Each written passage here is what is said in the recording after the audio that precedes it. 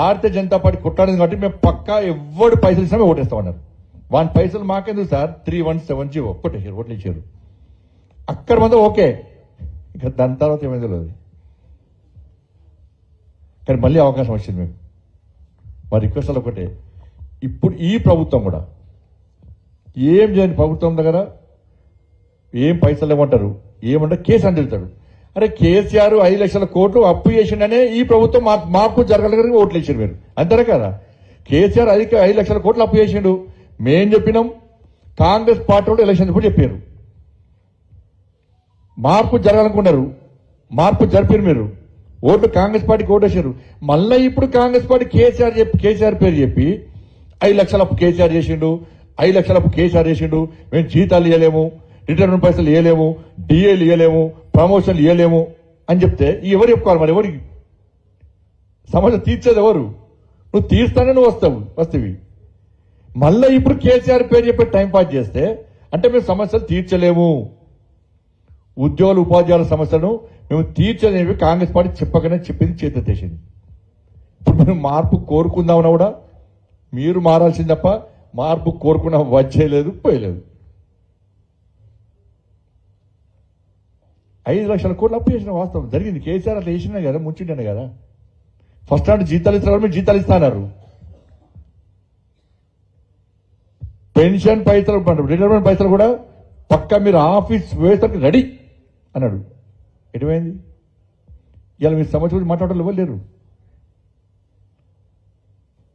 కేసీఆర్ ఉపాధ్యాయ head మాస్టర్లతో ఆ head master మధ్యాహ్న భోజనం మనం రిలీఫ్ చేయండి దాన్ని వద్దు అని చెప్పి అన్నారు. అది కూడా లేదు. బాత్రూలు కడిగించారు మీతోని, టాయిలెట్స్ కడిగించారు మీతోని, ఇంత హేళన చేశారు. కాబట్టి దయచేసి నా రిక్వెస్ట్ ఒకటే, నేను ఇట్లా గురువందన కార్యక్రమం వచ్చి ఇవన్నీ మాట్లాడుతాను అనుకోండి. జయదేవ్ గారు ఏం చెప్పని అన్నీ చెప్పారు, నేను చాలా నేర్చుకున్నాను కూడా. కానీ నేను చెప్పాల్సింది చెప్పుకోవాలి. ఎందుకంటే మేము మీకోసం కష్టపడి పనిచేసినాం, మీకోసం కష్టపడి పనిచేసినాం. మా కార్యకర్తలంతా చాలా ఇబ్బంది పడ్డారు. కానీ రాబోయే రోజుల్లో ఇటువంటి ప్రయత్నం మాత్రం చేయకండి, వాస్తవాలు అంశాలు. అరే మీరు తెలుసుకుంటే చెప్తున్న ప్రభుత్వాలు మారినాయి. ఎన్టీఆర్ దించింది మీరే, చంద్రబాబును దించింది మీరే, ప్రభుత్వాలను రాజశేఖర గారి ప్రభుత్వాన్ని ఏర్పడేసుకొని మీరే, మళ్ళీ దించింది మీరే. దించినా అధికారం అప్పచెప్పాల్సిన మీరే. కానీ కొంచెం భయం, లోపల భయం స్టార్ట్ అయింది. ఉద్యోగం ఉంటుందా పోతుందా, ఉంటే ఉంటుంది, పోతే పోతుంది ఉద్యోగం. మీరే స్కూల్లో టీచర్లు సార్ చెప్తుంటారు, మీరు మన కోసం పనిచేయద్దు, నా కోసం పనిచేయదు, మనకు సమాజం కోసం పనిచేయాలి, సమాజం మంచి నిర్మాణం జరగాలని చెప్పి మీరే ఇవాళ విద్యార్థులు చెప్తుంటారు. కానీ ఇవాళ ఏమైంది? విద్యార్థులకు టాయిలెట్స్ లేవు. ఏ ఉపాధ్యాయ సంఘం విద్యార్థులకు టాయిలెట్స్ లేవు అని చెప్పి 2 వీక్ ఆందోళన అయ్యారు. తరగతి గదులు లేనే లేవు.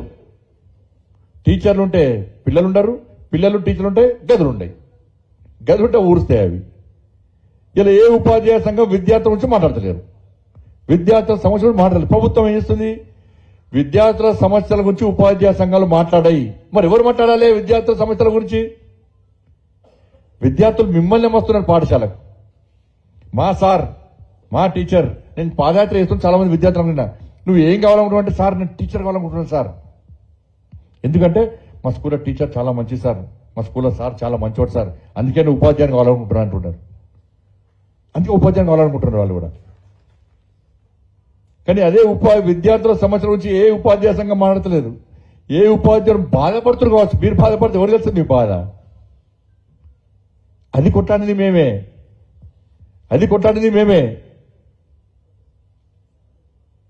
కాబట్టి రాబోయే రోజులన్నా మీరు వాస్తవాలను చేయండి. మేము పనిచేస్తాం. కాంగ్రెస్ పార్టీ ఏదేసిందని ఉద్యమం ఒక్కటి చెప్పండి. మీ పిఆర్సీ గురించి కాంగ్రెస్ పార్టీ మాట్లాడింది ఎప్పుడన్నా? మీకు ఫస్ట్ నాడు శాలరీస్, నేనే పాదయాత్ర పోయేటప్పుడు ఆ కేసీఆర్కు ఒక మైండ్లకు ఎక్కాలని చెప్పి ఆయన భాషను చెప్పేటోడు. నేను అడగటోని మీ జీతాలు వచ్చినాయి కాదు, రాలేదు సార్. కేసీఆర్ మూడు కూడా నీకు ఫస్ట్ నాడు జీతాలు నీకే చేత అవుతుందని పిల్ల జీతాలు ఇస్తుండే.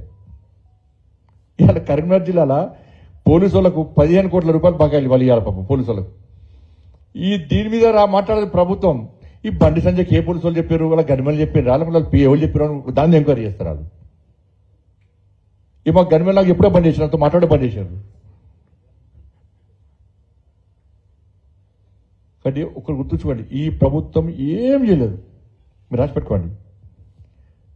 మళ్ళీ రోడ్డు మీదకి ఆందోళన చేస్తే తప్ప మీ సమస్యలు పరిష్కారం కావు. నేను టీచర్ను, నాకు అవార్డు రావాలి, నాకు మంచి పేరుంది, ఇది అనుకుంటే దానిలో ఏమి ఇబ్బంది లేదు. కానీ సంఘాలు మాత్రం తపస్సు లెక్క ధైర్యంగా ముందుకు వచ్చే ప్రయత్నం చేయాలి. మీకు అండగా మేము ఉండడానికి, నేను హోమ్ మినిస్టర్ పక్క పెట్టండి అవన్నీ, నేను ఏ స్థాయికి పోయినా కూడా నీకు కింద అణిగిమణిగా ఉంటాను. నాకేం అట్లా హోమ్ మినిస్టర్కే మాట్లాడలేను. నేను మామూలుగా ఎంపీ లెక్కనే మాట్లాడుతున్నా, మామూలు కార్యకర్త లెక్కనే మాట్లాడుతున్నా. ఎందుకంటే గ్రౌండ్ స్థాయిలో కార్యకర్తలు కొట్టాడని కాబట్టి మా ఆవేదన చెప్పుకుంటుంది. ఇవాళ కరీంనగర్ ఓట్లు వేసిన వాళ్ళు అంటారు, నాకు వేసిన వాళ్ళు, నా గురించి మాట్లాడాను. నేను నాకు ఓట్లేస్తాను, మీరు అందరూ ఓట్లేస్తేనే గెలిచింది. నేను పోస్టల్ బ్యాట్లో అయ్యే చోట నాకు ఇంకోళ్ళు దరిదాపులు లేరాలి. ఇలా ఏవీ రెడ్డి గారు పోటీ చేసినప్పుడు కూడా, అన్న మీరు పోటీ చేసినప్పుడు కూడా ఈ కరీంనగర్ నుంచి చాలా మంది ఉపాధ్యాయులు దాదాపు 10 days 15 days లీవ్ పెట్టి వచ్చారు. లీవ్ పెట్టి వచ్చి మేము కరీంనగర్లో 317 కొట్లాడినాం అని చెప్పి ఆ ఒక్క లక్షలో పనిచేసి మళ్ళీ పనిచేయాలి. ఇక అంటే బాధ అనిపిస్తుంది. అంటే నేను ఎందుకు చెప్తున్నా అంటే, పిఆర్సీ కోసం మేము కొట్లాడినాం, లాఠీ చార్జ్ అయింది మా మీద. ఒకసారి హనుమంతరావు గారు వచ్చి డిఎల్ అంటే 6 కొట్లాడినాం. 6 సిద్దిపేట లాఠీ చార్జ్ అయింది, మళ్ళీ దెబ్బలు తిన్నాం. మరి ఏ రోజు కాంగ్రెస్ పార్టీ ఏ రోజు కొట్టాలి మీ గురించి? ఓట్లు మాత్రం ఓటేసి మాత్రం ఇటేయాల్సిన ఓటు అటేసేయండి కదా, గొప్పలు రేపోయాను. ఇవాళ మా పైన ఏమంటారు, మా వాళ్ళు ఏమంటారు పైన, మా కార్యకర్తలు అంటారు ఇవాళ, అన్న ఇప్పుడు మనం కొట్లాడితే ఊకే ఉద్యోగాలు అంటే